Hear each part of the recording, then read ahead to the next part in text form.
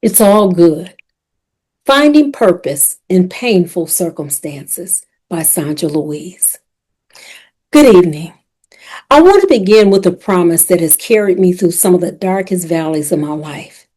And we know that all things work together for the good, for those who love God and are the called according to his purpose. Romans 8:28. Many people believe a loving God wouldn't allow his children to suffer. But as a follower of Jesus Christ, I've learned that my faith isn't built on avoiding suffering.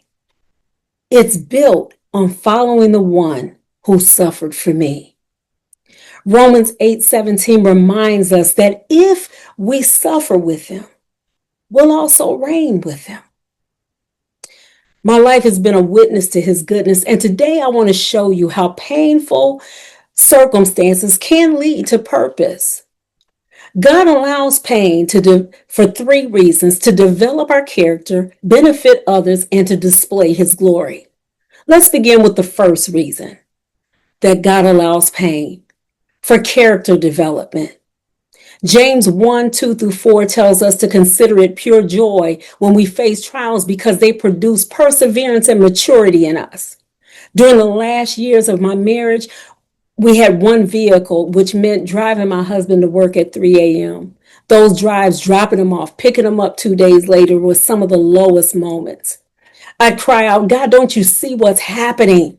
But every time he would answer, my grace is sufficient. Simply show him me. God wasn't punishing me. He was developing my heart.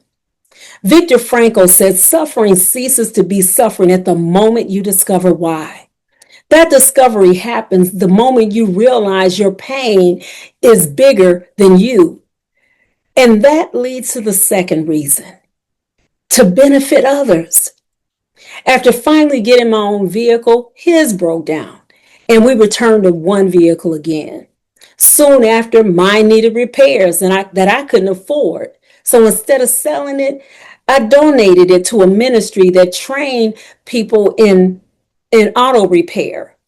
That one act led to 4 years of me not having a vehicle.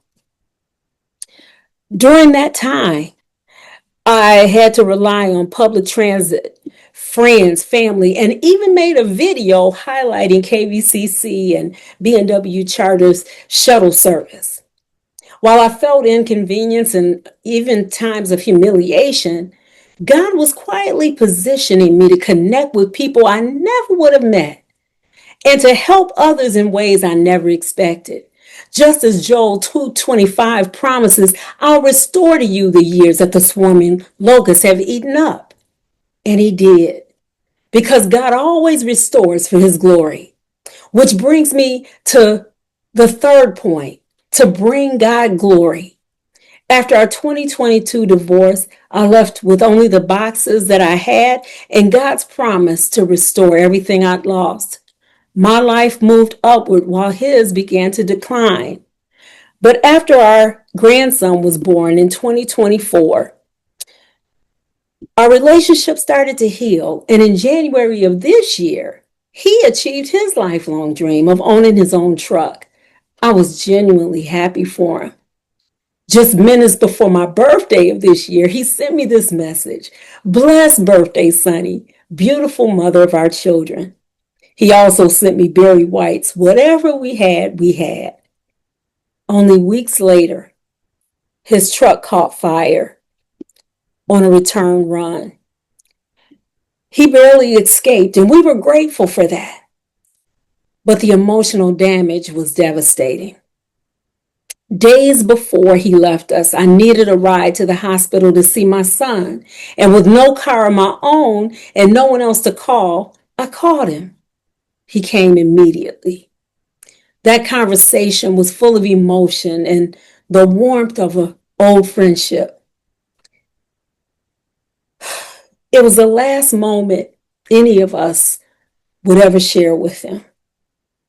The months that have followed have been full of both highs and some lows. But here's the miracle.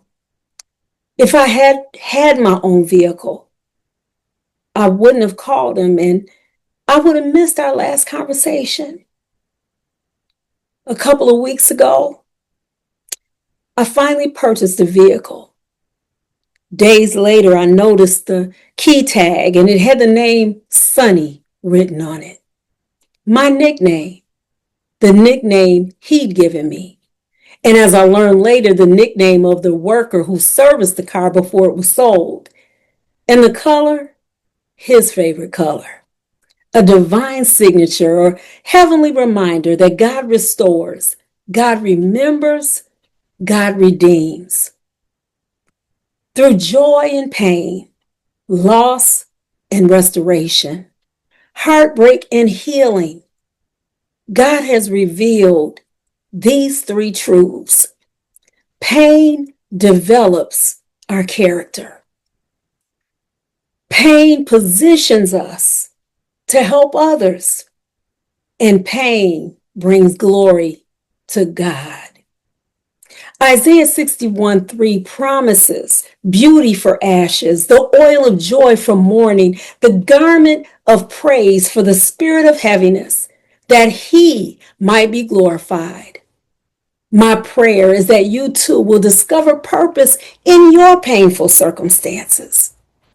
Because standing here today, restored, strengthened, and grateful, I can confidently say, it's all good. Thank you.